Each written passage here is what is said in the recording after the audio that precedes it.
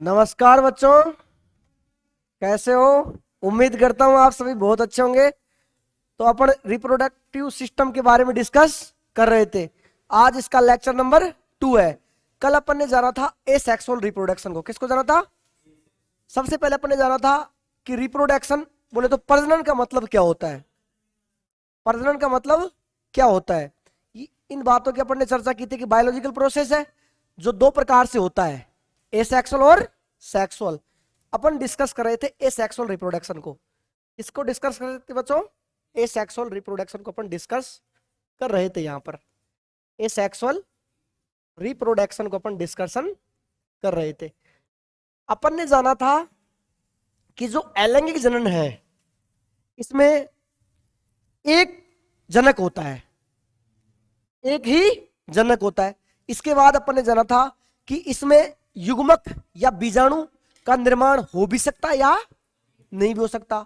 इसके बाद बच्चों अपन ने जाना था कि इसमें युग्मकों का संलयन नहीं होगा और उसके बाद निषेचन भी नहीं होगा, और इससे जो संतति बनेगी वो बिल्कुल समान होगी। मैं कह दूं मॉर्फोलॉजिकली और जेनेटिकली, आकारिकी और आनुवंशिक रूप से क्या होती है? समान, जिसे क्या कहते हैं? क्लोन। क्या कहते हैं? क्लोन। इसके बाद अपन डिस्कस कर रहे थे टाइप्स ऑफ एसेक्सुअल रिप्रोडक्शन, कि एसेक्सुअल रिप्रोडक्शन कैसे कैसे होता है। इस क्रम में अपन ने सबसे पहले जाना था, बोलो भाई क्या क्या जाना था अपन ने? एसेक्सुअल रिप्रोडक्शन का सबसे नंबर 1 क्या पढ़ा था अपन ने? बाइनरी फिजन, बोले तो द्विविखंडन। द्विविखंडन, इसके बारे में अपन ने बात की थी। मुकुलन, फिर अपन ने बात की थी विखंडन या खंडन, विखंडन या खंडन। इसके बाद क्या बात की थी बच्चों? बोले तो पुनरुद्भवन, पुनरुद्भवन। इसके बाद क्या था? कायिक परिवर्धन, कायिक परिवर्धन। और इसके बाद क्या था? मैं कह दूं बीजाणु निर्माण, स्पोर फॉर्मेशन, स्पोर फॉर्मेशन, या मैं कह दूं बीजाणु निर्माण, बीजाणु निर्माण। अब देखो, सबसे पहले अपन ने जाना था बाइनरी फिजन। बाइनरी फिजन में क्या होगा? कोई भी जीव दो बराबर भागों में टूट जाएगा। दो बराबर भी टूट सकता है या अनइक्वल भी टूट सकता है, मतलब एक समान रूप से भी टूट सकता है या अनइक्वल असमान रूप से भी टूट सकता है। ये किस किस में मिला था? अम्बीवा में, पैरामीशियम में, यूग्लिना में। इनमें कौन मिला था? द्विविखंडन। इसके बाद अपन ने बात की थी मुकुलन। मुकुलन में क्या होगा? इसमें भी दो बराबर भागों में टूटेगा। ऊपर क्या बनेगी? एक टोपी बनेगी, जिसे अपन ने क्या कहा था? मुकुल। क्या कहा था? मुकुल। इसमें अपनी जो पेरेंटल आईडी वो लॉस करेगा नहीं करेगा? नहीं करेगा। क्यों? क्योंकि यहां पर कोशिका द्रव्य का विभाजन कैसा था? अनइक्वल। इसके बाद अपन ने चर्चा की थी खंडन या विखंडन। इसमें क्या होगा? कोई भी जीव के जो शरीर है वो एक से अधिक भागों में टूटेगा और हर भाग से क्या बनेगा? नया जीव बनेगा। इसे बोला था अपन ने खंडन।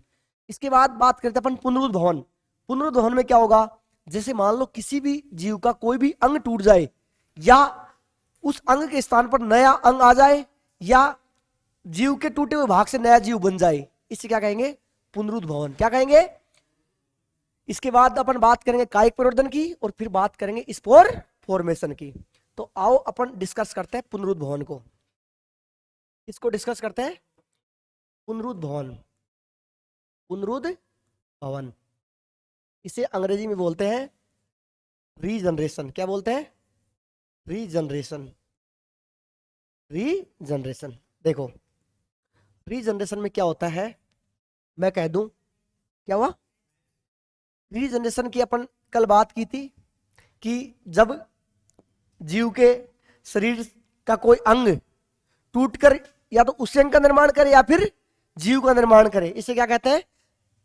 पुनरुद्भवन। मैं कह दूं करेंगे जीव के, किसकी बात करेंगे? जीव के शरीर से कोई अंग, कोई अंग टूटे वह उसके स्थान पर, उसके स्थान पर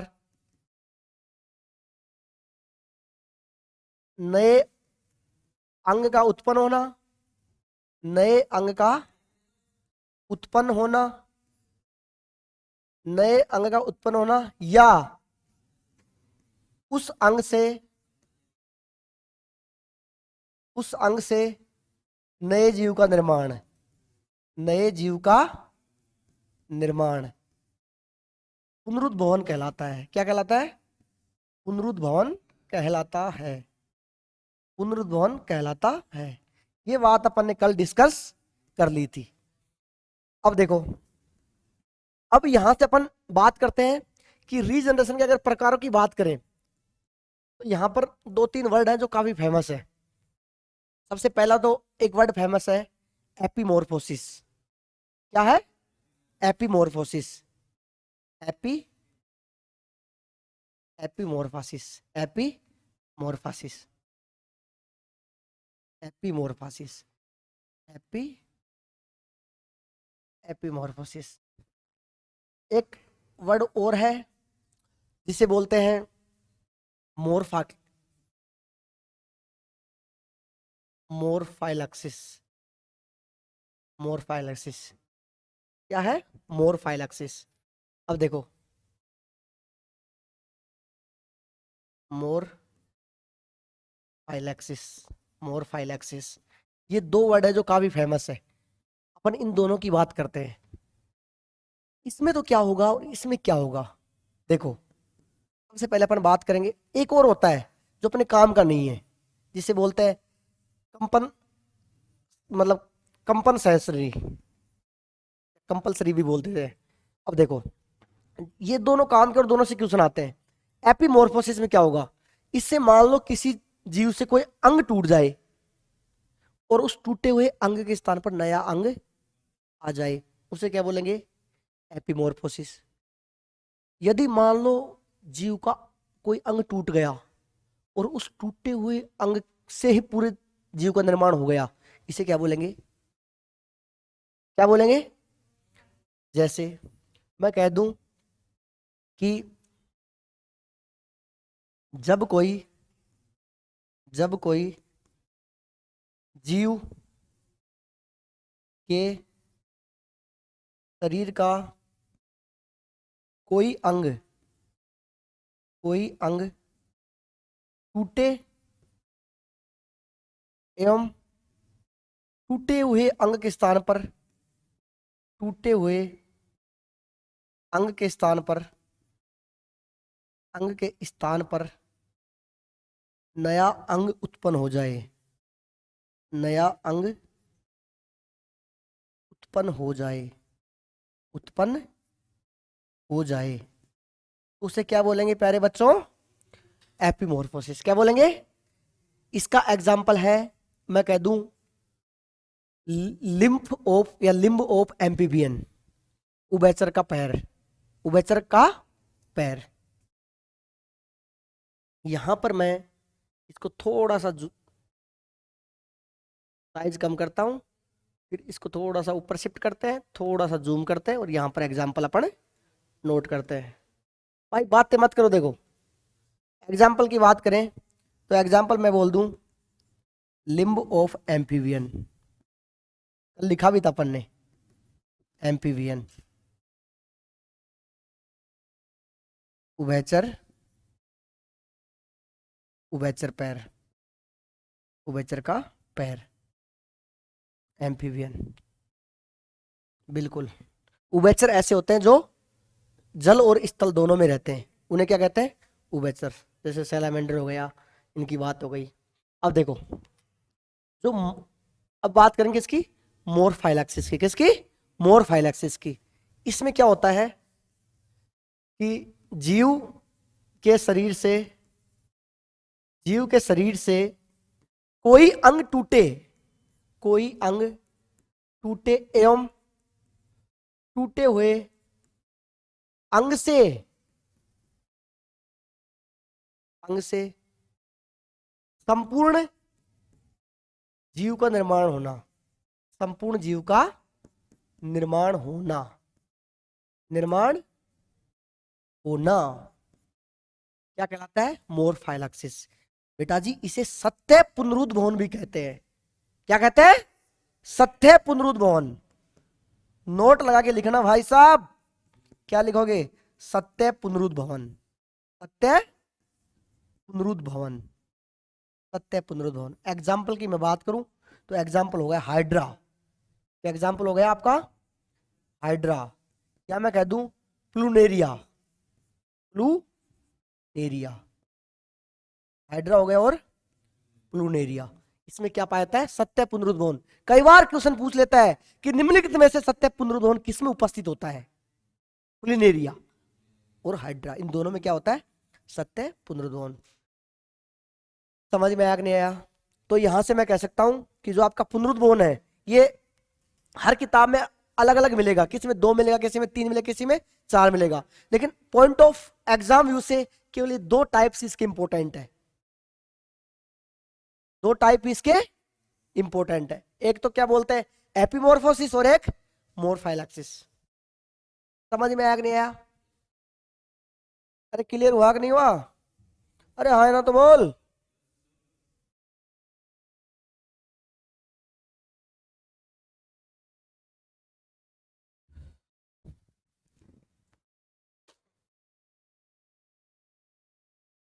लिख लो फटाफट।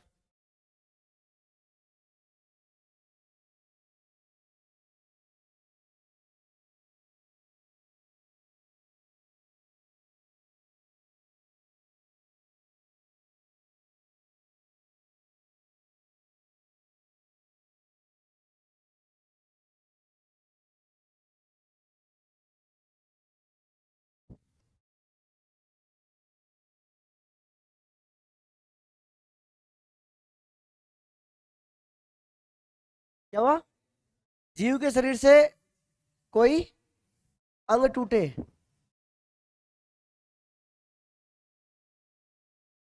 एवं टूटे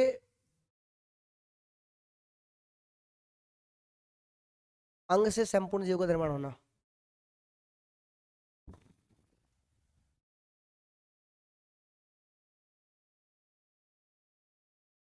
हो गया? बस ये 2 टाइप, ये 2 नाम याद रख लेना। कई बार टर्म याद रखना जरूरी है। ये टर्म याद रखना जरूरी है।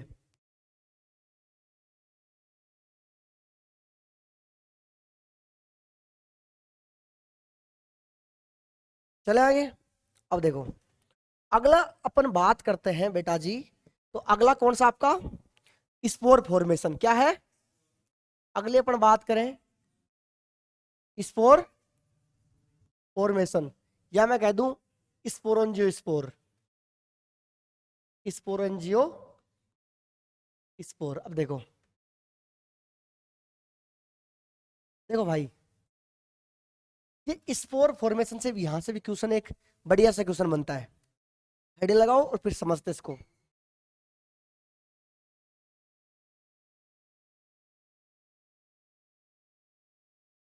इसी का है। देखो बोर्ड पे ध्यान। थोड़ा पेन रोको भाई, पेन को थोड़ा विराम दो। ध्यान बोर्ड पे। स्पोर एक किस में बना था? अम्बीबा में भी बना था। किस में बना था? अम्बीबा में। अब इसमें क्या होगा? मैं कह दूं कि इसमें इसमें अलैंगिक जनन, अलैंगिक जनन अलैंगिक बीजाणुओं के द्वारा होता है। किसके द्वारा होता है? अलैंगिक बीजाणु, बीजाणुओं के द्वारा होता है। बीजाणुओं के द्वारा होता है। अब देखो, और जो अलैंगिक बीजाणु है उनका निर्माण कौन से विभाजन से होगा? कौन से डिवीजन से होगा? मियोसिस से या माइटोसिस से? भाई पेन को रोक ले थोड़ा।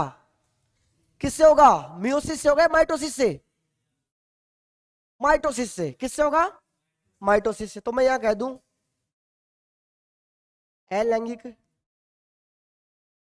अलैंगिक बीजाणुओं का निर्माण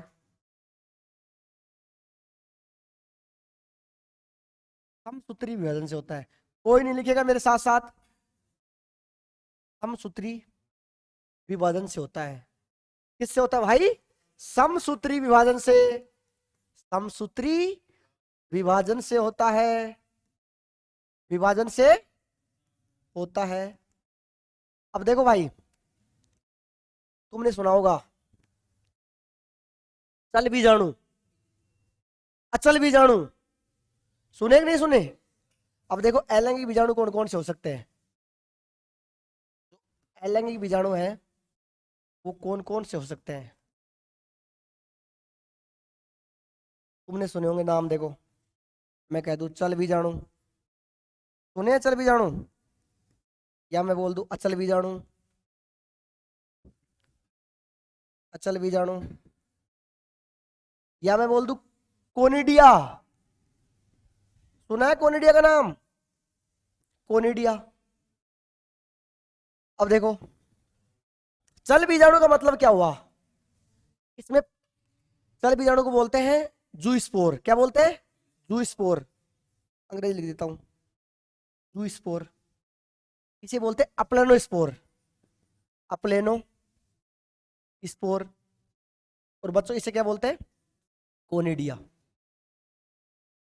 अब देखो जो चल बीजाणु होते हैं इनके अंदर फ्लैजिला प्रेजेंट होती है। फ्लैजिला, फ्लैजिला क्या होती है? प्रेजेंट। फ्लैजिला एक ऐसी स्ट्रक्चर होती है जिससे कोई भी जीव मूवमेंट करता है, कसाबी का। क्या कहते हैं? कसाबी का। तो इसमें फ्लैजिला प्रेजेंट है। इसका मतलब ये क्या है? जूस्पोर। क्या है? जूस्पोर देखने को मिलते हैं शैवाल में, बोले तो क्लेमाइडोमोनास, इसमें 8 से 12 तक जूस्पोर होते हैं। अगली बात करूं अप्लेनो बीजाणु, ऐसे बीजाणु जो प्रतिकूल परिस्थितियों में अपने चारों तरफ एक मोटी भित्ति का निर्माण कर लेते हैं, इन्हें बोलते हैं अचल बीजाणु। ये भी स्ट्रक्चर किसमें मिलेगी? शैवाल में। अगली बात कोनिडिया, जो भेड़जात रूप से लगे रहते हैं, बोले तो हेक्सोजीनस। और जो जूस्पोर होता है वो कैसे होता है? एंडोजीनस। कैसे होता है? अंदर बनेंगे। और ये कहां बनेंगे? बाहर। ये किस में मिलेंगे देखने को? कवकों में। किसमें मिलते हैं? कवकों में। साफ साफ क्वेश्चन पूछ लेता है, कवकों में अलैंगिक जनन होता है। चल बीजाणु के द्वारा, अचल बीजाणु के द्वारा, कोनिडिया के द्वारा, उपयुक्त में से कोई नहीं। बताओ भाई क्या आएगा? लिखना स्टार्ट करो, फटाफट लिखो।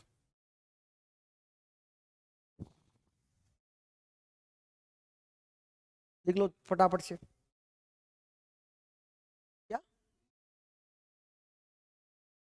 Asexual spore, it is known as asexual spore. Asexual spore produced by mitosis.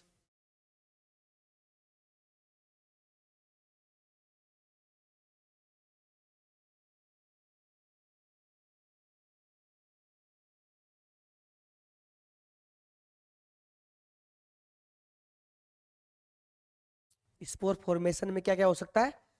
एक तो स्पोरोंजियोस्पोर होगा, और दूसरा मैं अगर यहां बोलना चाहूं तो यही मैं बोल सकता हूं कोनिडिया। कोनिडिया भी बोल सकता हूं यहीं पे।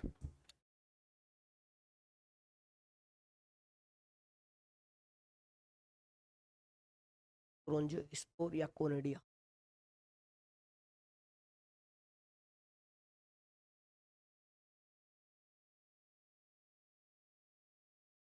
एग्जाम्पल लिखना चल भी जानू, क्लेमाइडोमोनास सहवाल, क्लेमाइडोमोनास सहवाल।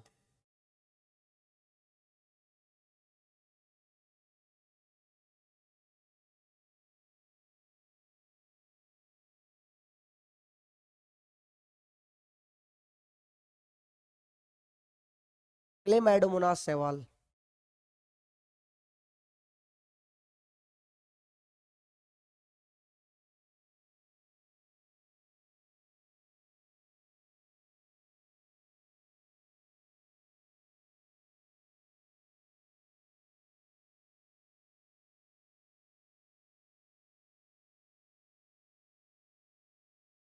क्या हुआ? किसी को दिक्कत तो नहीं ना? तो यार बोलते ही नहीं हो।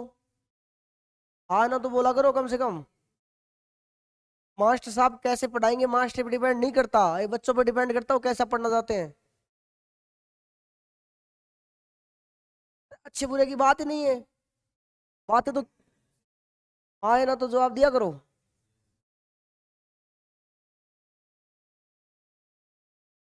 सभी अच्छा पढ़ाते हैं भाई, बुरा कौन पढ़ाता है बता? सभी लोग अच्छा पढ़ाते हैं, बुरा कौन पढ़ाता है बता? क्या? ऐसे थोड़ी, मास्टर की बुराई थोड़ी करते हैं।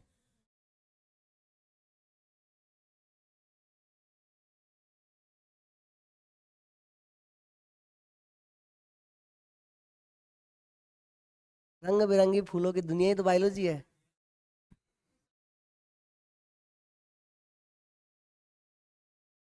बता रहा हूं मैं, लिखूंगा, चिंता किस बात करती है। अब देखो, यहां मैं कह दूं, ये कैसे होते भाई? बोले तो ये अंतर्जात होते, कैसे होते हैं? अंतर्जात। एग्जाम्पल की बात करूं, क्लेमाइडोमोनास, क्लेमाइडोमोनास,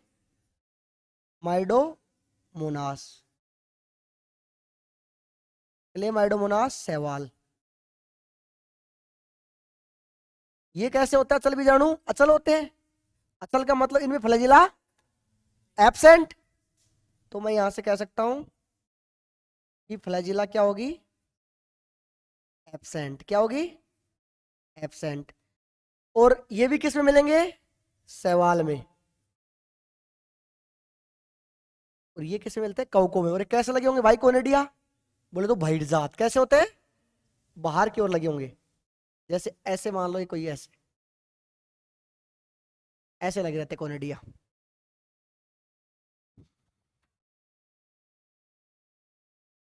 अंतर्जात का मतलब होता है एंडोजिनस। कोई भी चीज अंदर फॉर्म हो रही है, उसके लिए टर्म यूज होती है एंडोजिनस। बाहर बन रहा है तो हेक्सोजिनस। क्या?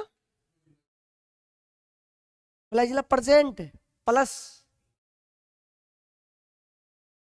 ये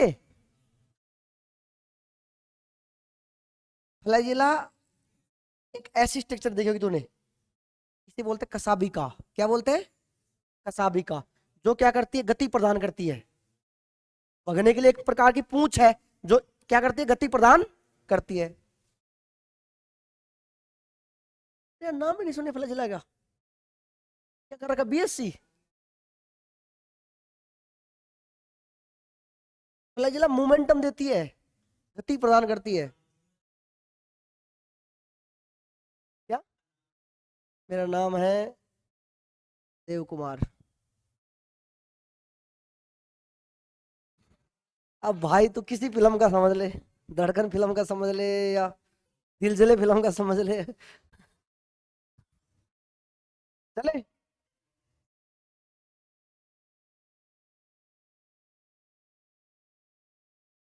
एप्लानोस्पोर अंदर ही बनते हैं, एंडोजिनस ही होता है। यहाँ क्वेश्चन केवल यहां से बनता है और यहां से बनता है। क्या? इसका? नहीं तो क्या बता गए? क्या? डॉक्टर डी के स्वामी बोला होगा, डॉक्टर डी के स्वामी बोला होगा, डी के स्वामी बोल गए होंगे। अब देखो, अगला कौन सा है? कायिक परिवर्तन। कौन सा है? बोलो भाई। कायिक परिवर्तन। कायिक परिवर्तन क्या होता है? पादप के कायिक भागों से नए पादपों का निर्माण क्या कहलाता है? मैं कह दूं, पादप के कायिक भागों, कायिक भागों जैसे जड़, तना इत्यादि से नए पादपों का निर्माण, नए पादपों का निर्माण क्या हुआ? निर्माण कायिक प्रवर्धन कहलाता है। कायिक प्रवर्धन कहलाता है। कायिक प्रवर्धन कहलाता है।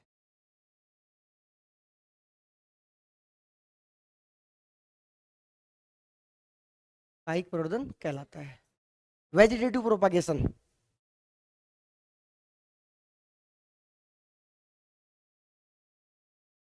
New plant produce are vegetative parts like as root, stem, etcetera. छोटू तू क्या बातें कर रहा है? गुप्त गुप्त चलती रहती तुम्हारी।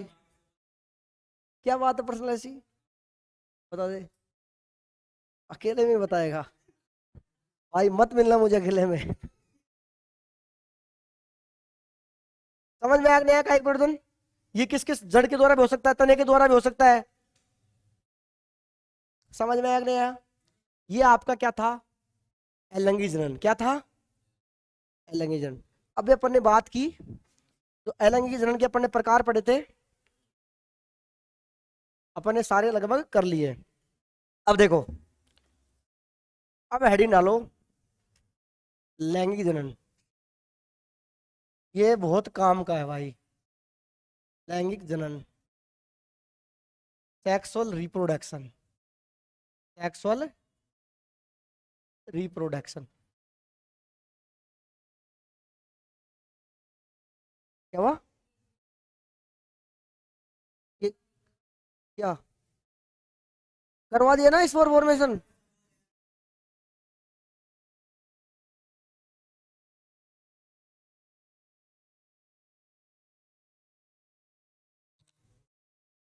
चले, अब देखो शांत हो जाओ और समझो इसको। सबसे पहले बात करते हैं लैंगिक जनन क्या होता है। जैसा कि आप सभी परिचित हो लैंगिक जनन से, भली भांति से परिचित होंगे। अब देखो, सबसे पहले ये बाई पेरेंटल होता है। कैसा होता है?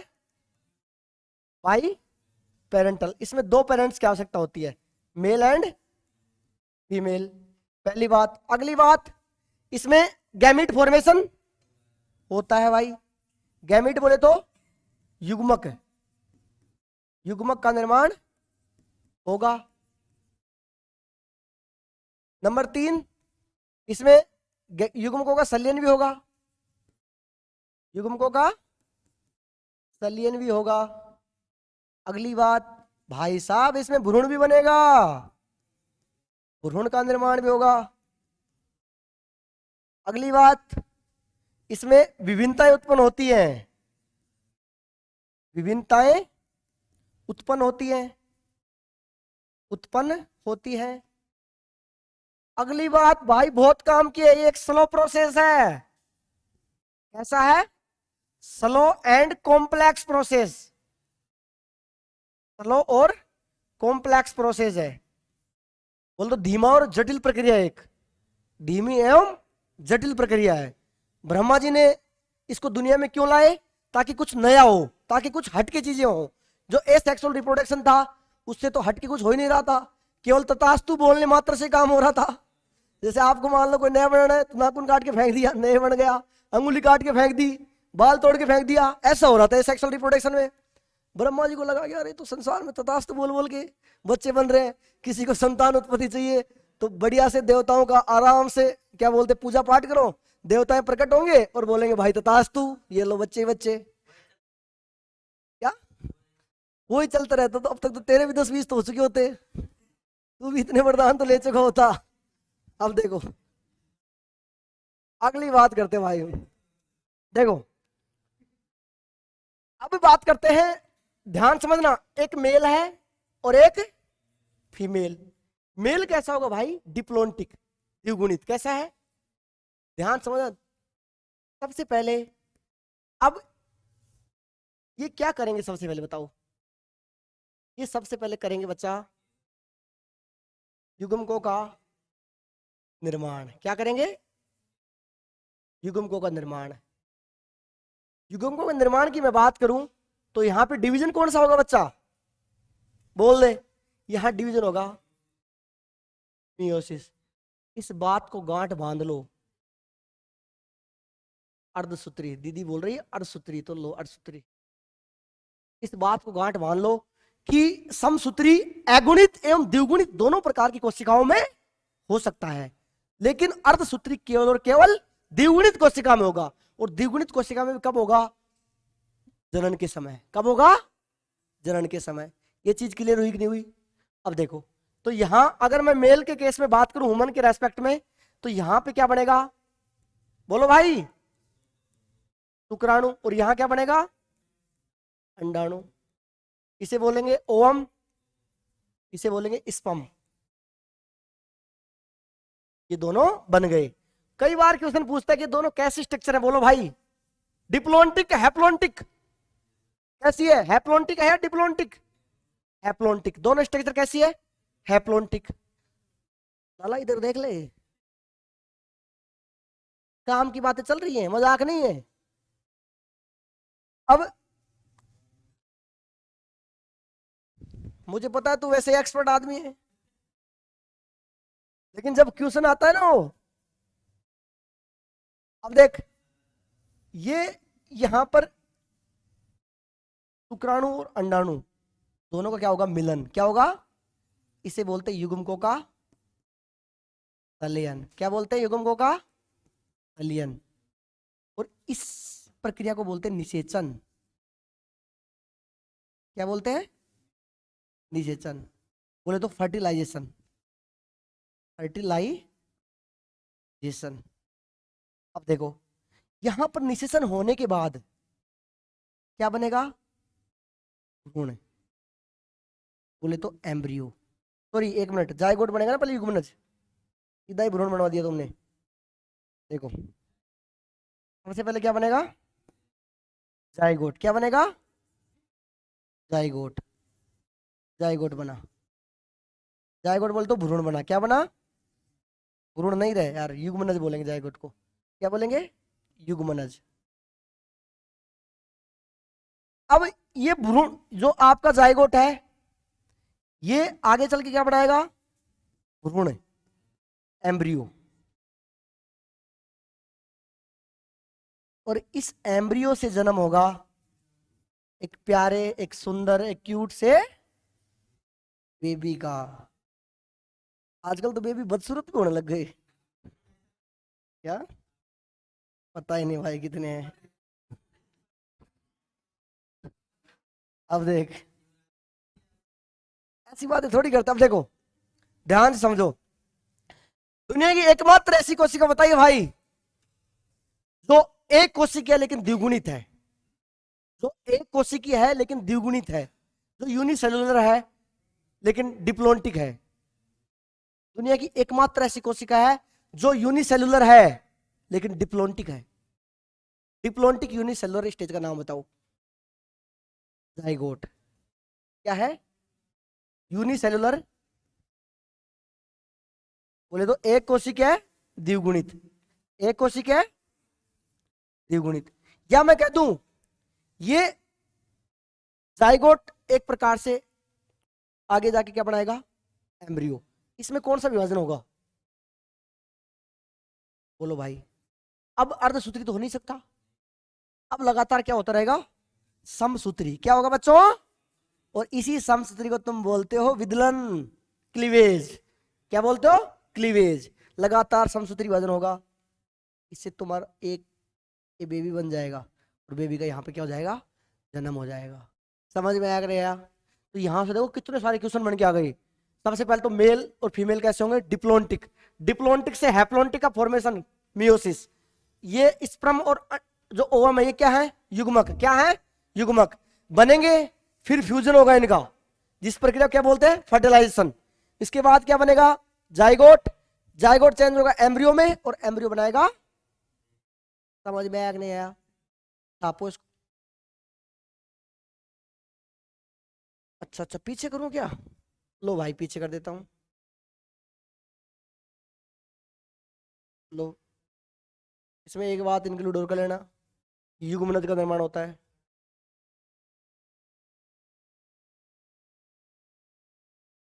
युग्मनज का निर्माण। अरे मजा आ रहा है क्या? समझ में आ रहा है क्या? क्या 2 घंटे का काम होता है? हो गया? अच्छा कर लेंगे यार, सब कुछ कर लेंगे। एक एक टॉपिक तैयार करके खिलाएंगे तेरे को। क्या बोल रहा है? 1 घंटा ही? पता पता क्या बोल रहा है? मन में कोई भाव आए उसको दबाया मत कर, बेझिझक होके एक्सप्रेस किया करो उसको। क्योंकि अब जमाने में जितनी भावनाएं दबाओगे वो तो बुढ़ापे में उतनी ज्यादा परेशान करेंगी। लिख के ले लो इस बात को। जवानी में जो जितना ज्यादा सिंसियर आदमी होता है वो बुढ़ापे में जाके उतना बिगड़ेल बुढ़िया बनता है।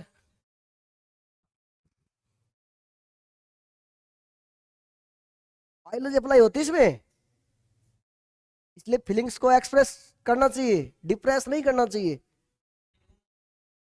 हाँ सही कह रहे हैं। कोई भी इमोशन आए उसको तुरंत एक्सप्लोज कर दो। इसका मतलब ये नहीं कि दिन भर थाने पहुंच गया कि मैं तो अपनी फीलिंग्स को एक्सप्रेस कर रहा था, जेल हो गई, पुलिस पीछे घूम रहे।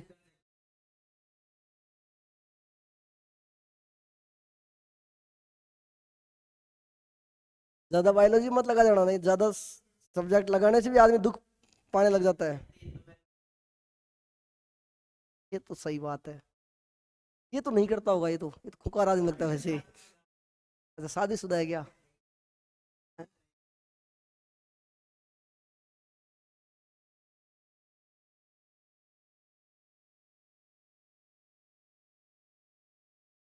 और तुम अभी बेरोजगार हो, पहले रोजगार हो गए, फिर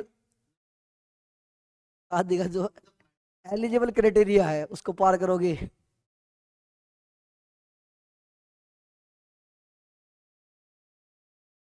नौकरी लगने का सारा खेल भाई जोश पे डिपेंड करता है। 3 महीने अगर आपने जोश मेंटेन कर लिया, जिस जोश के साथ आप एडमिशन लेते हो उस जोश को आपने 3-4 महीने मेंटेन कर लिया तो समझो नौकरी लग गई।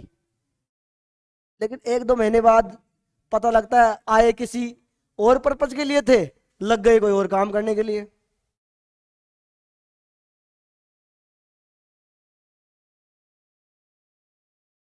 सेलेक्ट होने के लिए प्राइमरी चीज है सेल्फ मोटिवेशन। अगर आप सेल्फ मोटिवेटेड हो गए तो ये किताबें, ये क्वेश्चन, ये पीवाई क्यू, ये नोट्स आपको बिल्कुल छोटी छोटी चीज लगेंगी। और सेल्फ मोटिवेटेड नहीं हुए तो यही भाई आपको पहाड़ लगने लगेंगी। और अब तो मोबाइल से 3-4 महीने जितना दूर हो जाओगे ना उतना दिमाग के लिए फायदेमंद रहेगा, कॉपी जल्दी याद होगी।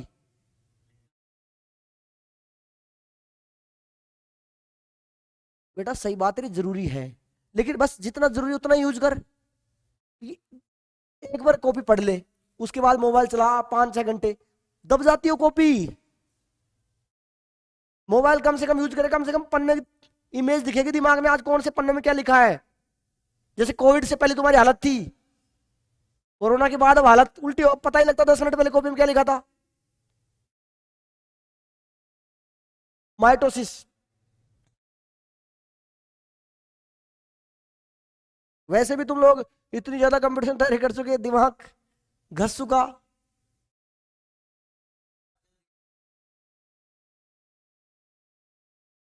लाइफ में एक मोमेंटम लेके आओ, मोमेंटम। मोमेंटम का मतलब ठहराव। ठंडे दिमाग से शांत बैठ के सोचो आपको पढ़ना है, गवर्नमेंट जॉब लगना है, क्यों लगना है, कितने दिन में लगना है।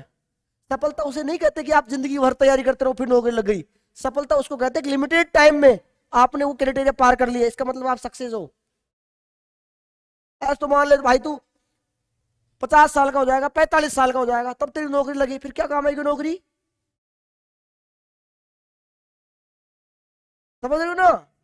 सफलता सक्सेस उसको बोलते हैं कि आपने किस टाइम में क्या चीज अचीव की है,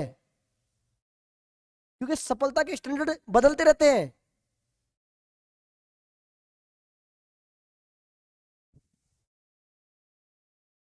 आपको देखो बढ़िया से नोट्स लिखने हैं, बढ़िया से।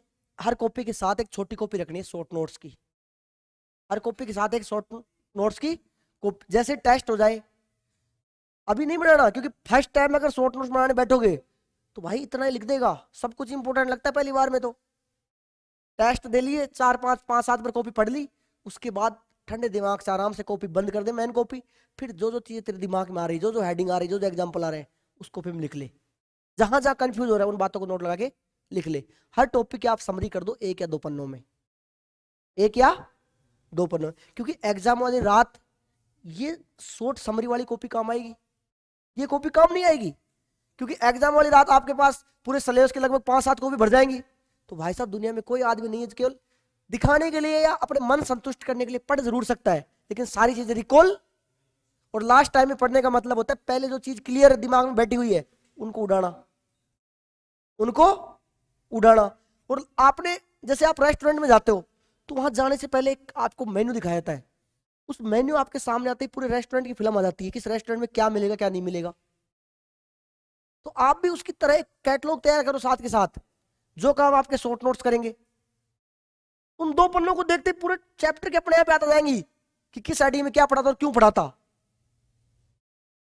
क्योंकि एग्जाम से पहले एक फितूर रहता है, अगर आप पढ़ के नहीं जाते हो तो एग्जाम हॉल में जाने से पहले लगता है यार वो टॉपिक मेरा पढ़ा हुआ नहीं है, वहां से क्यों सुना गया तो मेरा गलत होगा।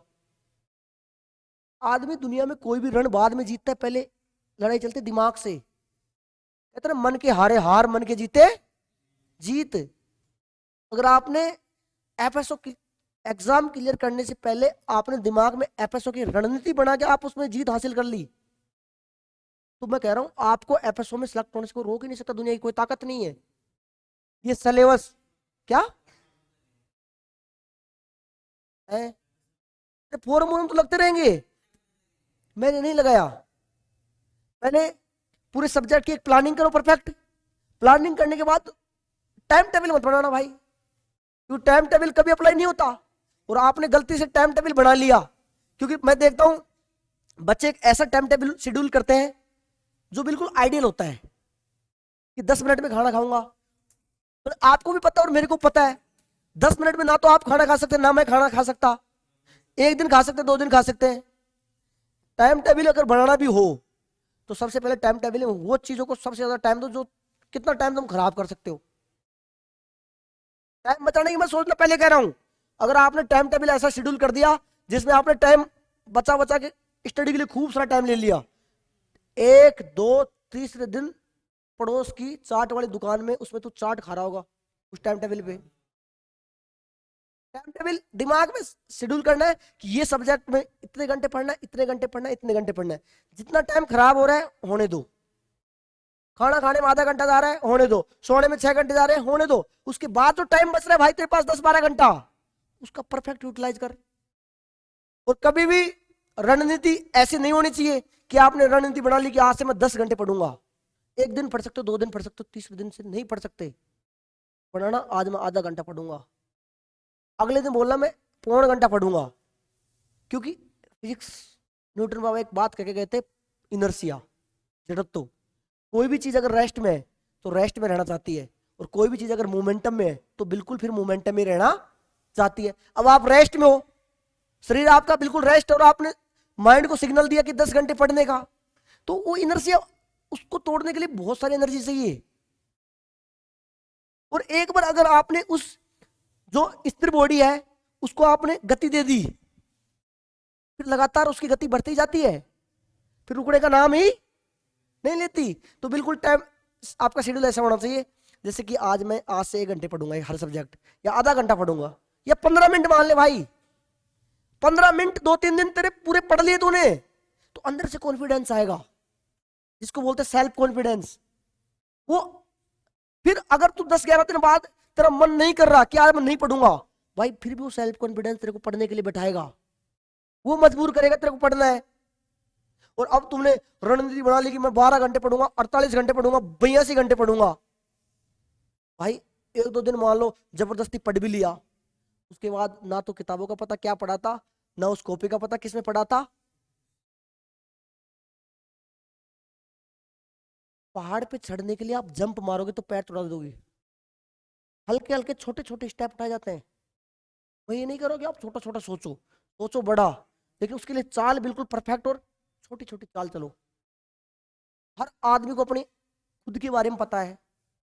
मैं आज कह दूं कि आप सभी टॉप कर सकते हो, आपको पता है आप टॉप कर सकते हैं नहीं कर सकते। अपने अंदर जो छिपी असीम क्षमता है उसको पहचानो कि वो क्षमता आपने जीवन में बड़े काम कब कब किए हैं, उस एनर्जी को इंक्लूड करो। उस एनर्जी को इंक्लूड करके 3-4 महीने का गेम है, 3-4 महीने अपने टारगेट पे सेट कर दो। मैं कह रहा हूं एफएसओ तो क्या, तुम आरएएस का एग्जाम क्वालिफाई कर सकते हो। सारा खेल एनर्जी का भाई, सारा खेल एनर्जी का, सारा खेल आपके एनर्जी का। कि आपने एनर्जी कितने टाइम किस काम पे लगाया।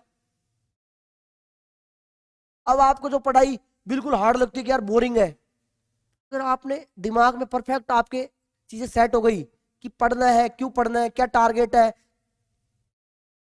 कौन सी उम्र में क्या करना है, तो मैं कह रहा हूं मजाक, आपको लगेगा यार ये मजाक है, ये किताब तो मैं एक दिन में पढ़ सकता हूं। सोच के देखो, जब तुम कोचिंग आते हो तो एनर्जी लेवल तुम्हारा 100% रहता है, तुम्हें कोई बोल दे कि इस बार तो सिलेक्ट नहीं हो सकता, भाई साहब तुम उसके झापट मार दोगे कि तू बेवकूफ है, मैं सिलेक्ट हूंगा। अब वही आदमी, तूने कोचिंग ले ली, भरपूर मात्रा में कोर्स कर लिया, एक बार नहीं 5-5 10-10 बार कोर्स कर लिया, फिर अंदर से मन आएगी अब की बार तो लाला पार नहीं पड़ेगी, फिर वो बोलेगा भाई देख इस बार सिलेक्ट नहीं होगा, तू बोलेगा हाँ, उसको रीजन देगा कि मैं इस बार क्यों सिलेक्ट नहीं हो सकता, मैंने नवंबर में क्लास मिस की थी, मैं दिसंबर में फूफा के चला गया था, जनवरी में फूफी के चला गया था। क्यों? अब तो तुम्हारा सिलेबस भी 100% हो चुका, सिलेबस भी 100%, क्योंकि तुमने दिमाग में वो जो डिस्टोर्शन है, जैसे टीचर यहाँ काम करके जा रहे थे बोर्ड पे, उस अकॉर्डिंग तुमने मेहनत नहीं की। पहले कह रहा हूं, रोज का काम रोज, काम एक बार इकट्ठा कर लिया, 10 क्लास इकट्ठी कर ली, फिर भाई सोच भी मत लेना कि टीचर के बराबर आ सकता है। रोज का काम रोज करेगा तो टाइम से तो पीवाईक्यू लगाएगा, टाइम से टेस्ट होंगे वो देगा, टाइम से जो मार्केट में अलग अलग बुक आती है उनको देखेगा, सारे काम टाइम टू टाइम होंगे। और एक बार क्लासरूम का झमेला पाड़ लिया, तूने नोट्स इकट्ठे कर लिए, फिर वही चीजें घूमेंगी यार, पहले नोट्स कंप्लीट करूँ, फिर ये बुक करूँ, फिर ये करूँ, वो करेगा तब तक आगे इकट्ठा हो जाएगा, अगले वाले को पकड़ेगा और आगे इकट्ठा हो जाएगा, बता कब तक अप्रोच मारेगा। इसलिए, और ऐसा भी मत करना, कुछ लोग सोचते हैं कि सर मैं रात को 5 बजे तक पढ़ता हूँ, 7 बजे तक पढ़ता हूँ, नाइट में पढ़ना चाहिए ओनली 11 या 12 बजे तक, या 11-12 भी बहुत लेट की बात है, 11 बजे तक। तो आपको पता है सुबह जो आप, सुबह के टाइम में जो पढ़ाई करके आप जो हासिल कर सकते हो, सुबह के टाइम में जो पढ़ाई करके आप हासिल कर सकते हो, वो लेट नाइट पढ़ाई करके हासिल नहीं कर सकते। क्या? भाई खुल जाएगी अपने आप, सिग्नल दिया कर कि आज मैं 4 बजे उठूंगा, 3:50 पे, सुन बात है, अपने अंदर एक बायोलॉजिकल क्लॉक है, तो इसको सिग्नल देगा कि आज मैं 4 बजे उठूंगा, 100% दावा करता हूं 3:50 पे तेरे को लग जाएगा मेरे को उठना है, फिर तू उस घड़ी को बंद करता है, फिर वो तेरी वाली घड़ी 7 बजे बजती है।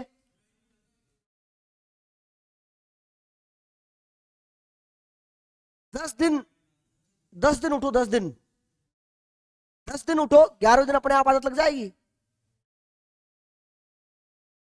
अगर आप सुबह जल्दी नहीं उठ पा रहे, रोज का काम रोज नहीं कर पा रहे, ट्यूशन नहीं कर पा रहे, अलग अलग एक्सक्यूज आ रहे हैं, इसका मतलब आपके दिमाग में टारगेट क्लियर नहीं है,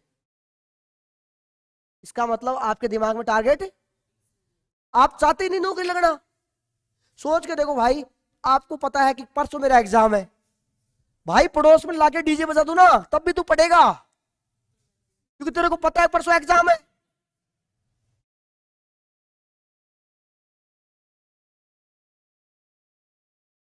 कौन सा? अब देख, ये अलग अलग कितनी सीरियस बातें चल रही है और ये मजाक की बातें कर रहा है।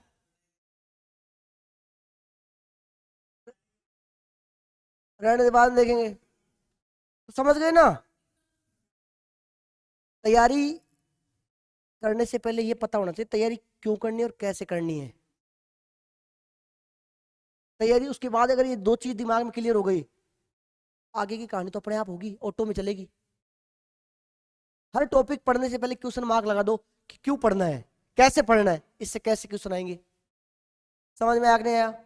अब कुछ क्वेश्चंस की अपन बात करते हैं, कुछ क्वेश्चंस की अपन बात करेंगे। होमवर्क देके जाता हूं तुमको, 5 क्वेश्चन लिखता हूं। क्वेश्चन नंबर 1, हाइड्रा में जनन होता है, हाइड्रा में जनन होता है। नंबर 1 लैंगिक जनन, लैंगिक जनन। नंबर 2 अलैंगिक जनन, अलैंगिक जनन, अलैंगिक जनन। नंबर 3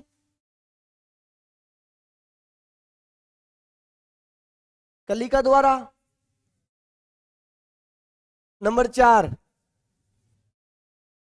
2 कॉमा थर्ड दोनों।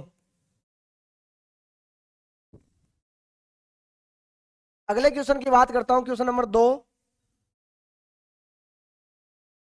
क्वेश्चन नंबर 2 की बात करता हूं। अम्बिवा में जनन होता है। अम्बिवा में जनन होता है। अम्बिवा में जनन होता है। नंबर 1 द्विविखंडन द्वारा। द्विविखंडन द्वारा। नंबर 2 मुकुलन द्वारा।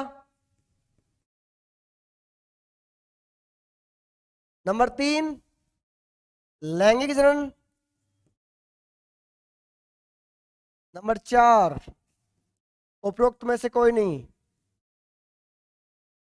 उपरोक्त में से कोई नहीं। ये आपका आज का होमवर्क है। 2 क्वेश्चन आप घर से करके लाओगे। ठीक है भाई, मिलते हैं अगली क्लास में। धन्यवाद।